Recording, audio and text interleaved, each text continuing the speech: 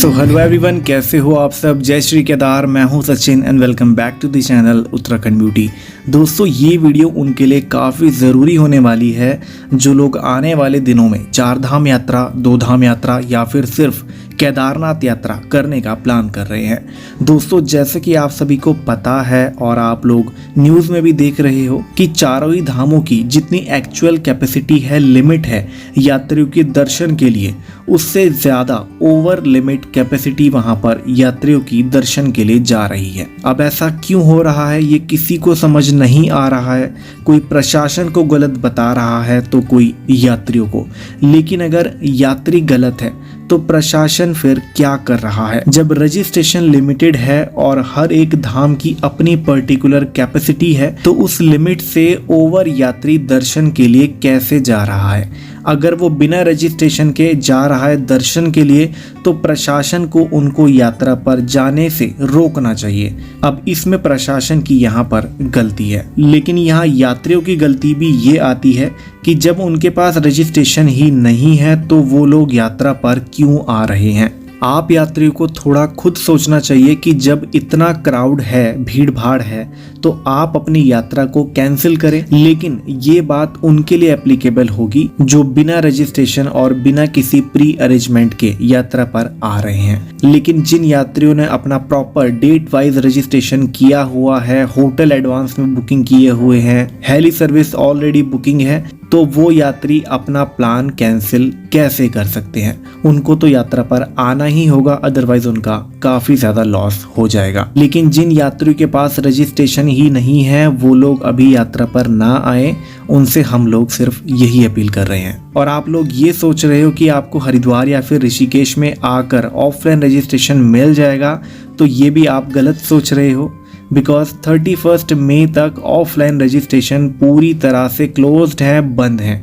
और 31 मई के बाद भी ऑफलाइन रजिस्ट्रेशन ओपन किए जाएंगे, खोले जाएंगे, इसका भी कोई आइडिया नहीं है। बिकॉज अगर यात्रियों का क्राउड, भीड़ भाड़ नॉर्मल नहीं होता है तो गवर्नमेंट ऑफलाइन रजिस्ट्रेशन 31 मई के बाद भी नहीं खोलेगी। और आपकी नॉलेज के लिए मैं बता दूं कि अभी तक चारों ही धामों में करीब 14 यात्रियों की डेथ हो चुकी है इसी भीड़ भाड़ की वजह से। बद्रीनाथ धाम में 2 यात्रियों की डेथ हो चुकी है, गंगोत्री धाम में 1 और सबसे ज्यादा यमुनोत्री धाम में 10 यात्रियों की डेथ हो चुकी है। इन 14 यात्रियों में 1 स्थानीय यात्री भी है। सो इसीलिए आप अपना प्लान डिले करके सितंबर और अक्टूबर में शिफ्ट कर लीजिए, वरना अभी इस करंट सिचुएशन में अगर आप आते हो तो आपको बहुत सी परेशानियों का सामना करना पड़ेगा। और एक बात आप लोग और याद रखें कि अगर आप किसी भी तरह से एडिटिंग वगैरह करके रजिस्ट्रेशन में डेट या फिर नेम चेंज करते हो या फिर कुछ भी आप उसमें एडिटिंग करते हो तो आप फंस जाओगे। बिकॉज अब प्रॉपर वे में आपका रजिस्ट्रेशन चेक पोस्ट पर चेक किया जा रहा है।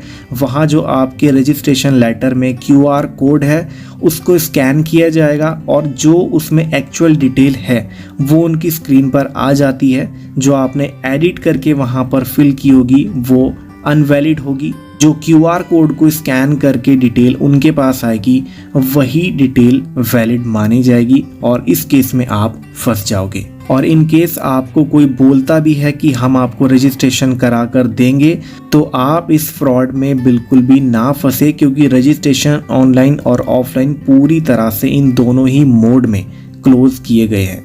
और जो लोग हमसे पूछ रहे थे कि हमारा रजिस्ट्रेशन 26 मई का है तो क्या हम 28 या फिर 26 मई से पहले ट्रैक या फिर दर्शन कर सकते हैं, सो इसका आंसर है नो। अगर क्राउड कम होता है तो ये वैलिड हो जाता है, बट अब ओवर क्राउड की वजह से ये वैलिड नहीं है। जो डेट आपने रजिस्ट्रेशन लेटर में फिल की है, चूज की है, उसी डेट पर आपको ट्रैक या फिर दर्शन करना होगा। ये बात आप याद रखें। एक क्वेश्चन आप लोग हमसे और पूछ रहे थे कि अभी यात्रा पर आना ठीक रहेगा या फिर हम अपना प्लान पोस्टपोन कर दें। देखिए, इसका आंसर खुद आपके पास ही है और क्लियरली विजिबल भी है कि आपको भीड़ भाड़ में यात्रा करनी है या फिर नॉर्मल क्राउड में। ये आप पर डिपेंड करता है। अगर आपकी एडवांस बुकिंग है या फिर हेली सर्विस ऑलरेडी बुक्ड हो चुकी है तो आप अपना प्लान डिले नहीं कर सकते हो, अदरवाइज आपका लॉस हो जाएगा। लेकिन अगर किसी का सिर्फ रजिस्ट्रेशन हो रखा है लेकिन कोई भी प्री अरेंजमेंट नहीं है तो वो अपना प्लान अभी डिले करके सितंबर या अक्टूबर में कर सकता है, क्योंकि अभी आपको दर्शन के लिए चारों ही धामों में घंटों लाइनों में लगना पड़ सकता है। स्पेशली केदारनाथ एंड बद्रीनाथ धाम में यहाँ आपको दर्शन के लिए 4 से 5 घंटे तक भी लाइन में लगना पड़ सकता है, जिसमें आपको गर्भगृह के दूर से ही दर्शन कराए जाएंगे। सो सिचुएशन और कंडीशन आपके सामने है क्लियरली। अब यात्रा पर आना या ना आना ये आपके ऊपर डिपेंड करता है, बट विदाउट रजिस्ट्रेशन और विदाउट प्री अरेंजमेंट वाले यात्री अभी यात्रा पर ना आए, अपना प्लान डिले करके सितंबर या फिर अक्टूबर में शिफ्ट कर लें। दूसरी बात आप याद रखें कि उत्तरकाशी पुलिस ने एक न्यू SOP डिक्लेयर की है, जिसमें उन्होंने कहा है कि अब रात 8 बजे के बाद किसी भी व्हीकल को यमुनोत्री या फिर गंगोत्री नहीं जाने दिया जाएगा और 5 बजे के बाद कोई भी यात्री जानकी चट्टी से यमुनोत्री धाम नहीं जाएगा। शाम 5 बजे के बाद किसी भी यात्री को यमुनोत्री ट्रैक पर नहीं जाने दिया जाएगा।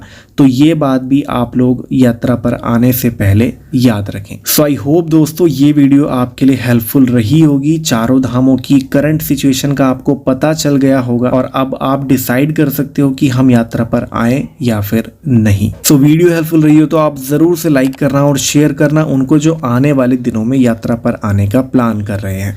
और ऐसे ही हेल्पफुल वीडियोज एंड व्लॉग्स देखने के लिए चैनल को सब्सक्राइब आप जरूर करें and press the bell icon also. चलिए दोस्तों मिलते हैं आपको जल्दी किसी न्यू वीडियो या व्लॉग में। तब तक के लिए कीप सपोर्टिंग, कीप लविंग। हर हर महादेव, जय श्री केदार।